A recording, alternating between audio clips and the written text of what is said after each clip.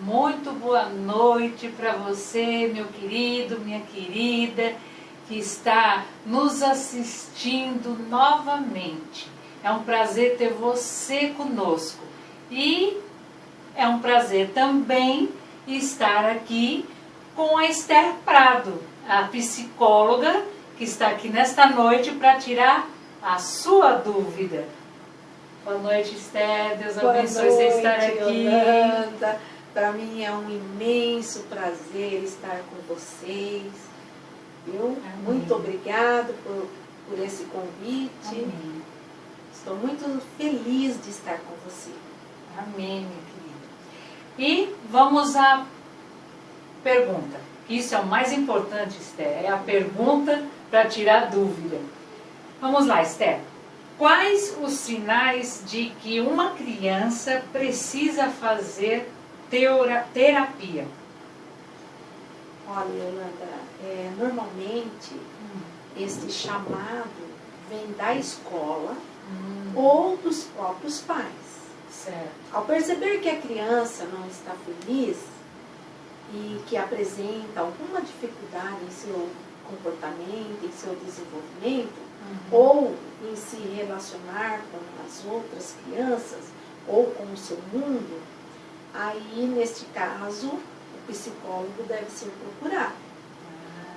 Porque tem criança que eles ficam isolados.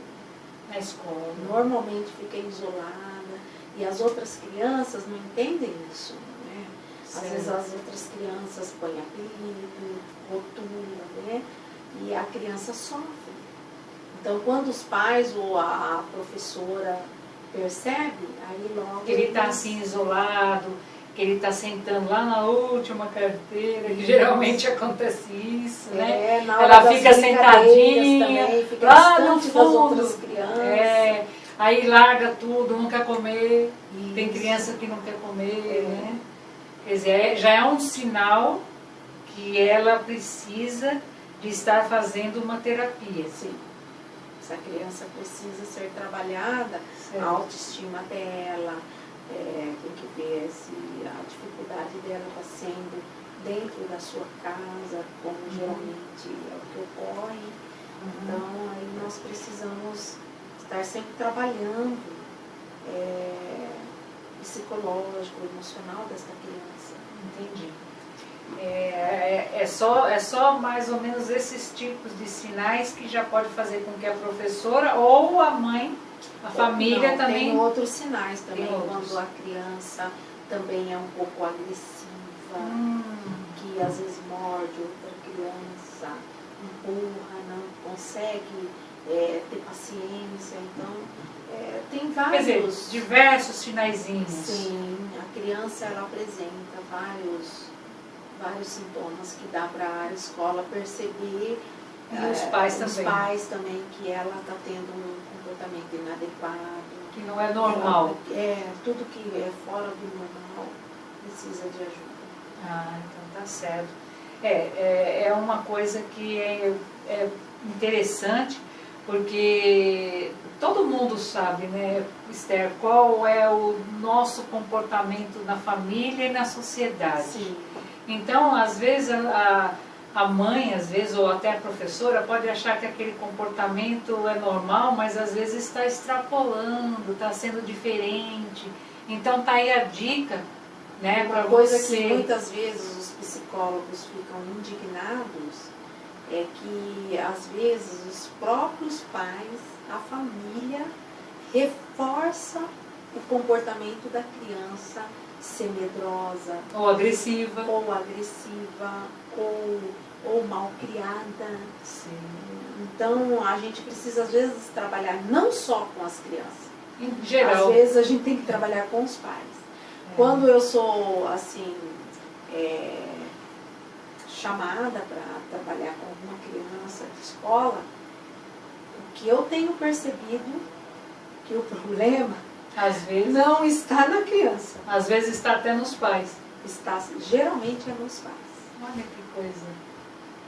É uma verdade que a gente precisa esclarecer. Precisa ser dita para a pessoa saber que realmente Não é tudo a criança. Às vezes a tudo professora também, que às vezes a professora traz algum problema dela lá de casa para dentro da sala de aula. Sim. E acaba isso refletindo nos alunos. Tem isso também. Então tem também, muito.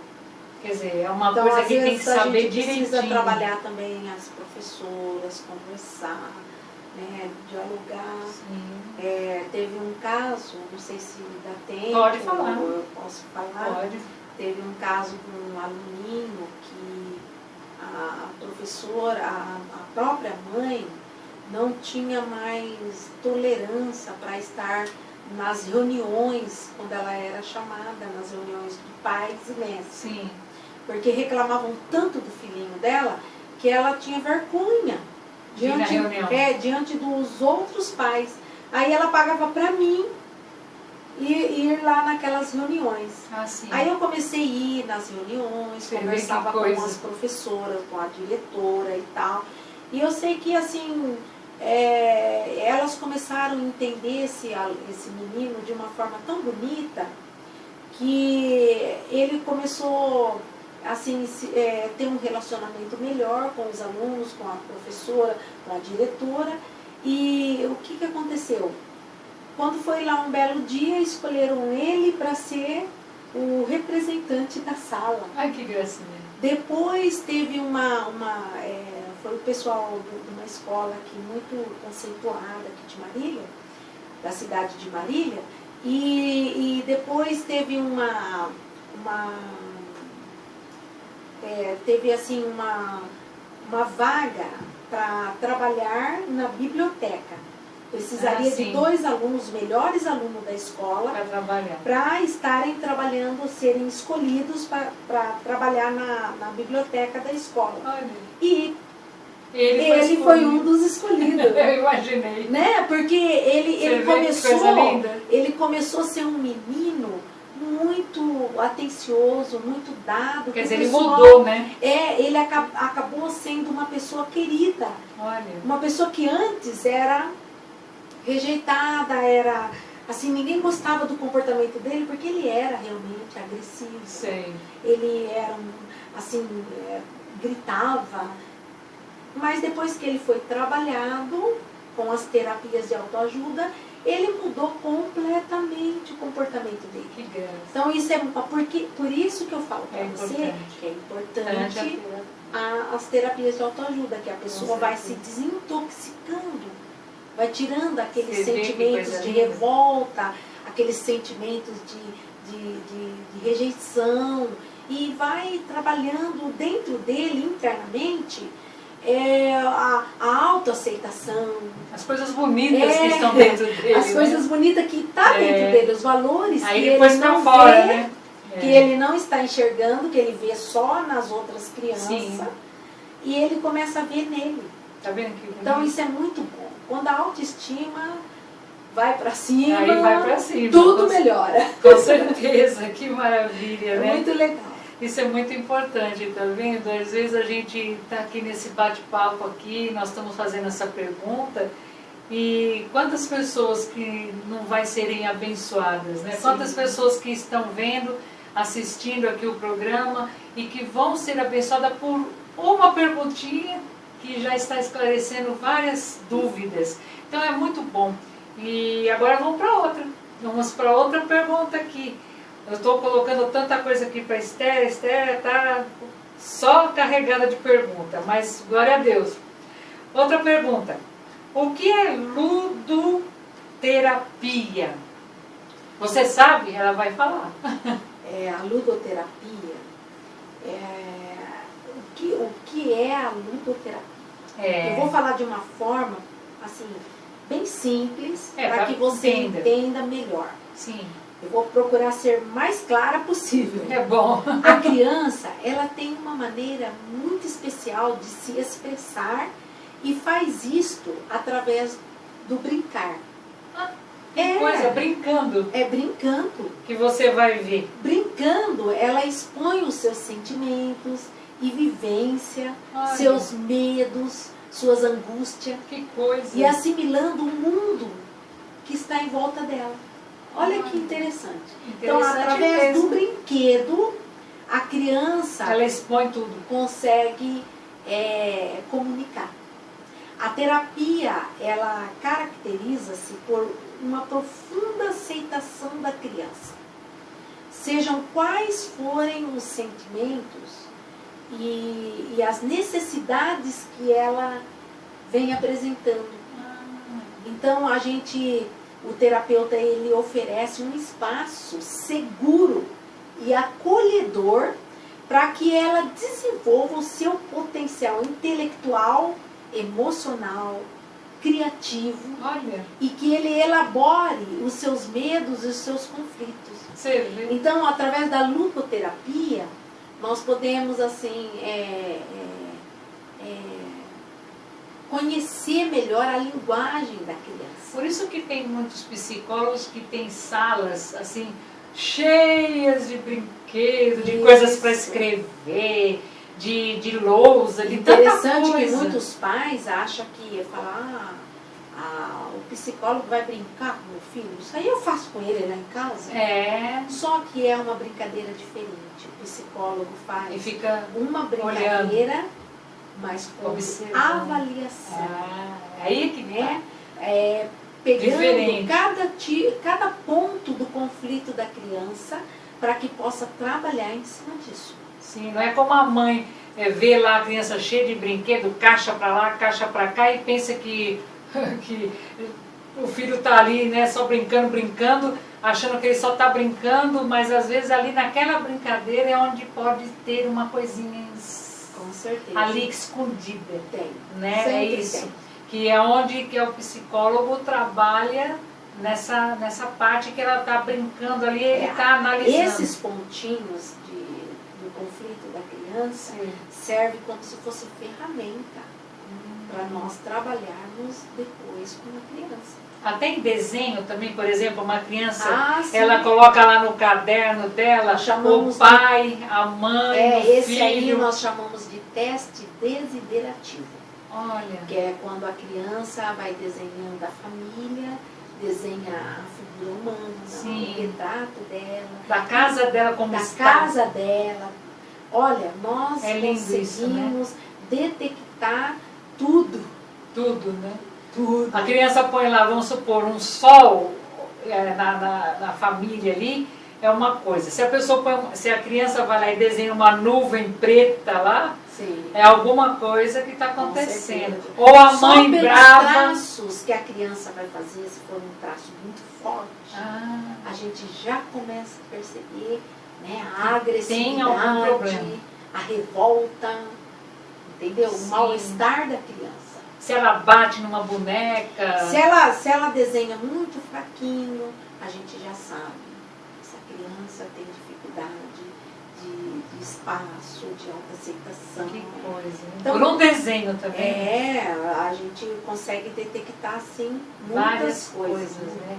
Que às vezes a criança não fala para o pai, para a mãe, mas a psicóloga, ela vai, ali naquele desenho, ela vai detectar o problema do seu filho, da sua filha. Então, para você ver que, às vezes, o filho mostra para o pai ali um desenho, o pai fala, ai, que bonitinho, que lindo, mas só que ali por trás tem coisas... Olha, eu tive um caso, assim, não sei se Pode a senhora falar, está sim, passando, de uma cliente de 12 aninhos. 12 anos. Ela, com 12 anos, ela não dormia sozinha no quarto dela. Tinha medo. Muito medo mesmo. E eu tentava nas sessões fazer uma brincadeira, Sim. fazer um teste e tal, até que na anamnese com a mãe eu descobri algumas coisas. Aí eu precisei chamar o pai e a mãe para dentro do consultório.